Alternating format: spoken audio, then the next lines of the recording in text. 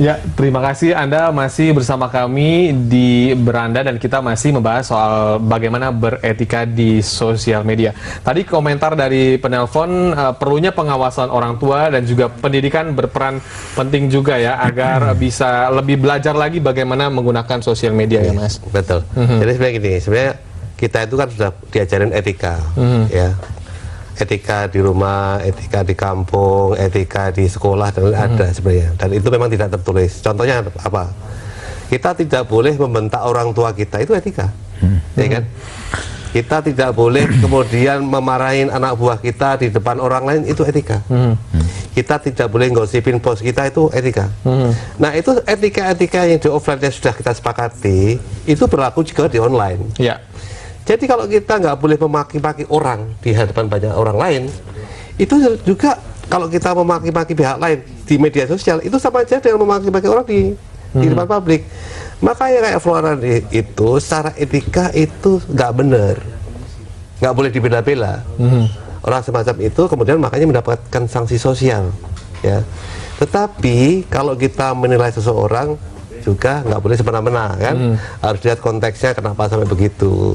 Bisa jadi orang kayak Floran itu ngamuk sebentar habis itu lupa, kan dia Batak kalau nggak salah kan? Ya udah ngamuk selesai, udah selesai.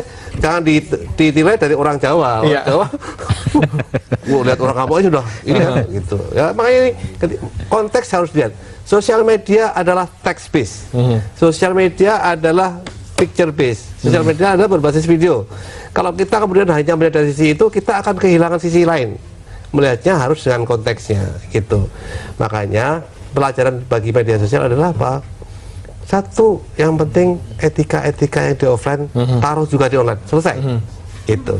Kedua, kalau ada orang lain salah menurut kita, jangan menilai dari teksnya saja. Ya. Cek dulu benar nggak dia ngomong begitu. Ya, karena gini, orang seringkali yang ditulis sama yang dimaksud itu bisa jadi beda loh. Ya, beda koma aja beda kok. Ya, kadang-kadang kita suka salah tangkep ya, apa yang ditulis yang kita tangkep itu beda ya. Kamu jancuk ya. Nah, jancuknya bisa jancuk kamu memang kurang ajar, atau jancuk orang aku sering kamu jancuk ya pakai tanda senyum jadi lebih halus gitu. Jadi konteksnya harus dilihat.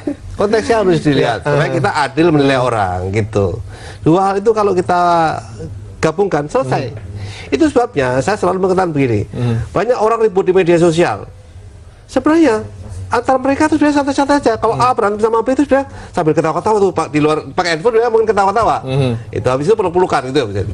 Tapi melebar kemana-mana itu biasanya karena ada pihak ketiga yang ngomorin. Oke, selalu ada pihak ketiga yang selalu ada pihak ketiga yang ngomorin. Tadi ya foto-foto yang mungkin tidak ya, bisa sekarang yang terjadi adalah apa? Oleh publik. Ada yang kemudian membuat status-status palsu seolah-olah Florence yang ngomong begitu. Padahal Florence sudah menutup semua akun media sosialnya kecuali pet. Kok tiba-tiba sekarang ada akun Twitter yang mengatakan dia menghina Jogja dan lain-lain, lebih baik setelah dia nutup, artinya itu pasti palsu. Berarti ada pihak ketiga yang bikin suasana makin panas ya. Dan kita jangan seperti-merta percaya sama capturean brand screen itu. Iya, nanti kita ada segmen selanjutnya, Anda jangan kemana-mana karena Beranda harus break dulu, tetap di Jak TV. Beranda masih kita lanjutkan segmen terakhir, masih membahas soal bagaimana beretika di sosial media. Pak Ismail, ini kalau banyaknya orang yang memposting sesuatu, termasuk juga kata-kata yang mungkin mencaci maki seseorang, terus juga pornografi, bahkan ketika Pilpres kemarin juga banyak caci maki antar kubu gitu ya Pak. Nah, sebetulnya yang mana sih Pak yang bisa sampai dipidanakan di antara mereka-mereka ini yang bagaimana gambarannya sedikit? Di dalam ilmu hukum kan, saya bukan hukum ya, tapi setahu saya untuk memidanakan seorang apabila seluruh unsur-unsur yang disebutkan di dalam pasal itu terpenuhi, baru bisa. Tapi kalau tidak terpenuhi ya nggak bisa dong Pak. Pencemaran nama baik misalnya, itu kan dalam undang-undang itu pasal 27 ayat 3. Itu harus dirujuk ke KUHP, karena itu harus jelas. Untuk mencemarkan nama baik harus ada orang yang dicemarkan namanya. Apanya yang dicemarkan, bagaimana yang disakiti, apanya, harus orang per orang. Kemudian kalau dia disakiti begitu dia diam aja nggak ada masalah. Apalagi dia sudah minta maaf. Kecuali kalau memang sudah bisa terbukti bahwa dia memang memaki-maki, ada buktinya, terpenuhi semua unsurnya, sengaja melawan hukum dan sebagainya, terus orang yang bersangkutan baru ngadu ke polisi. polisi pun proses dua-duanya, baru ada keseimbangan. Baru setelah itu baru diajukan ke pengadilan. Jadi tidak serta-merta gampang sekali orang mengatakan itu melanggar pidana, belum tentu. Bahwa kemudian memang secara kasat mata orang melihat kasus ini seperti itu, ya itu tadi kita bahas pembelajaran dari dua aspek. Dari sisi Florence sendiri bahwa memang ya berhati-hati. Dari si yang menanggapi juga harus berhati-hati, harus tahu betul persoalan baru bisa memberikan tanggapan. Kalau tidak jangan. Ya. Nah, ini tadi pihak ketiga itu yang memang harus kita ajari juga itu. Harus diberi sanksi sosial ya, Pak, ya. Itu. Justru sekarang itu suara yang muncul adalah siapa sih yang mengcapture statusnya Florence di pet kemudian menyebarkan. Ya. Karena itu termasuk, menurut saya sih termasuk menyebarkan kebencian. Nah, itu bisa kena, Pak. Malah bisa kena. Itu bisa ya? Bisa. Ada undang-undangnya, Pak, Ada ya? dalam undang-undang itu penyebaran itu. Menyebarkan kebencian. Iya. Pak Ismail, apa yang disampaikan ke pemirsa terkait tema kita hari ini? Mungkin pesan-pesannya silakan, Pak, bagi pengguna sosial media. Ini pembelajaran ya untuk iliterasi media, terutama media sosial. Jadi kita harus paham bahwa kita bermain di media sosial itu punyanya publik, ya, bukan punya orang per orang. Jadi kalau orang punyanya publik, jadi berlakulah seperti berada di tengah-tengah publik. Jangan merasa itu punya sendiri, punya rumah sendiri. Sadari itu aja. Yang kedua, bahwa setiap yang diposting di media sosial itu rada-rada susah diambil, meskipun sudah dihapus. Itu Susah ditarik kembali. susah. Menteri aja bisa kena waktu itu ya.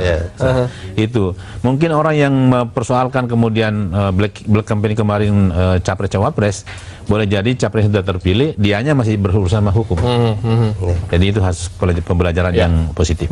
Mas Lukman, silahkan singkat saja Ya. tips-tipsnya mungkin juga bagi para orang tua yang sedang menyaksikan, karena ini banyak ibu-ibu juga yang menyaksikan, biar bisa mendidik anak-anaknya dalam bersosial media. Silakan, Mas. Kalau dari kasus ini cuma ada dua, ya. Satu, kalau kamu lagi marah, jauh-jauh dari media sosial. Udah, karena kalau kamu sambil pegang ponsel, buka Twitter, buka Facebook, lagi marah, nge-tweet nggak sadar, nge-share di Facebook nggak sadar, yang kemudian efeknya menjadi besar, ya kan. Kedua, kalau ada teman kita yang kayak gitu, teman kita itu ngawur karena lagi marah, lagi kacau, jangan terus disebarluaskan kemana-mana. Ya kasih tahu aja, kasih tahu tolong tuh hapus statusmu, kamu lebih baik ungkapkan di offline. Udah, dua itu aja selesai. Atau curhat sama teman. Curhat sama teman, ya. Itu yang paling gampang. Curhat ketemu teman. Boleh curhat sama Pak Numan. Gitu ya. Langsung di-mention ke offline aja, Twitternya beliau. gitu, offline. Ya. Baik, terima kasih Mas Numan, terima kasih Pak Ismail. Semoga apa yang kita perbincangkan bermanfaat bagi pemirsa semua yang sedang menyaksikan Beranda. Tidak terasa sudah 1 jam kita berbincang di Beranda. Akhirnya saya William Darmawan. Sampai jumpa.